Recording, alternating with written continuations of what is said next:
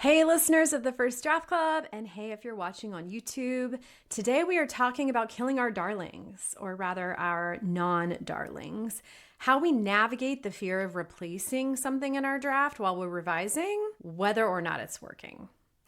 I'm currently revising a novel. It's my first pass at revision of this novel, and I'm remembering a lot about revision that, I forget between books. Like the feeling, I want to talk about in this episode today, which is the reluctance to change what's there, even if I can tell it's not working. Where does that come from? That feeling? Like, how do I understand that so I can navigate it? So that's what we're going to talk about today, revision. Let's go. First, like many writing adages, I have never loved the phrase, kill your darlings. Like, there are so many of these, you all. Like, show, don't tell, don't like it, write every day, don't like it. Anyway, kill your darlings is one of them that I don't like because, to be honest, I've never had darlings. Like, I don't know if I'm just not confident enough in my writing, to be wedded to a particular phrase or passage ever. But like, I've never had, like, from, when I was a teenager and was writing creatively, like, I've never had this sense that something I have written is precious. Like, ever. I can't remember a single time. And that's not to say, like, I don't think it's good. I can think my writing is good or clever or funny, or even certain passages that they're great. But I don't default to seeing them as cuttable, in other words. And that's what I want to talk about today, because my current revision process, like this experience I'm going through right now, it's reintroducing me to a paradox that I'm struggling with, which is that I don't find my work uncuttable. I can see that the story is not working. And yet, I will find myself a little squeamish about reworking it, as if I'm going to break the book, even though the book isn't working, right? Like, it doesn't seem to make a lot of sense. And that is why it's really interesting to me. This feeling of, but I don't want to mess it up. When I know it's not working well enough, it's working maybe 70 or 80%, and I need it to be working 100%. Speaking of which, plug for my other episode, I'll link to it in the show notes, on how an 80% good book will be rejected 100% of the time. Again, we'll link to that in the show notes. Point being, there isn't a question in my mind that 80% working isn't enough. For it to be working, 80% is not enough. And so why on earth are my hands hovering over the keyboard because I'm afraid to mess with this not working draft? Well, I have been doing some thinking about this to understand it, and here's where I have landed. So one way of thinking about it is it's the bird in the hand phenomenon. Okay? Bird in the hand is worth two in the bush, that idea.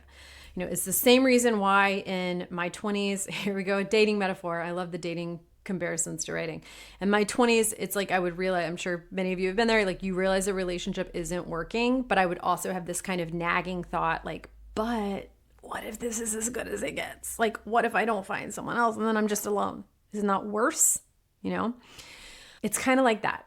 Now, if the person were a total jackass, like I probably wouldn't have been dating him in the first place. So usually he was like a decent guy who I had a good time with, was at least relatively attracted to, and these things would make it harder to walk away.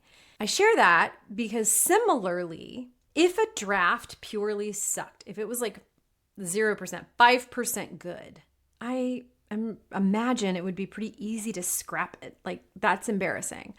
But 80% good is still pretty good, right? Like, it's not terrible. There's some good parts in there. I kind of even enjoy parts of it. Like, it's just not great yet. And that makes it harder to walk away from because of a phenomenon that actually has a name, loss aversion, which you may have heard before. Loss aversion, if you've taken just like a college psychology class. Loss aversion is a cognitive bias that causes us to focus on what we might lose more than on what we might gain. And so this can lead us to make choices that are not in our best interest because we're more focused on the thing we're losing than on the thing we could gain if we let go of this thing that we already have. So I share that term and that concept because I think it's helpful to be aware of, to keep in mind, to be conscious of. But because by bringing consciousness to it, I think it has less power over our actions and our decisions. Now, there is a kind of a second reason why I think this fear exists, even for a writer like me, who wouldn't call her writing darling. What I am solving for during revision, particularly in the first pass of revision, are story problems, macro level stuff. Is the story working? That's simple. Do I care about the characters? Do I want to keep turning the pages, etc.? Those kinds of questions. Why is this scene even here? Does it need to be here? I am not revising on the level of the line yet, in the sense of caring about if the sentence is a good sentence, because it doesn't make sense to work on the sentences when I don't even know if that scene is going to be in the book, right? Like that is like decorating a room that you're about to tear down. This is why I teach a kind of pyramid method of revision in the book incubator, by the way. But the writing itself might be working in the sense that, I like the sentences. I think they're funny or descriptive and interesting and pleasant to read. Like the sentences, in other words, are pleasurable. And so it can feel weird to get rid of them when they haven't done anything wrong. It's like punishing the whole class when they're just a couple of clowns acting out. And yet, the writing is all we have in the book, right? The book is the writing. And so to solve story problems, we have to do it with the writing. That is our only material. If a scene doesn't belong in the story, a great or charming or even gorgeous sentence doesn't get to stay there just because it stands alone and is pretty. The scene decides whether it stays there or not. And this creates cognitive dissonance, I think. I think this is another reason why it can, we have the loss aversion, but this is the second related reason why it can just be psychologically hard to revise effectively, because we're solving story problems by cutting good writing, right? So here's what I advise. Remind yourself that you can do it again. You can write good sentences again. If you did it before, you can do it once more. And I didn't try to make a rhyming sentence there. It just happened to. I'm delighted that it does. But with rare exceptions, like we don't, as a general matter, become worse at writing sentences. Okay? Like you will be able to produce good sentences again. Reminding myself of this at least helps.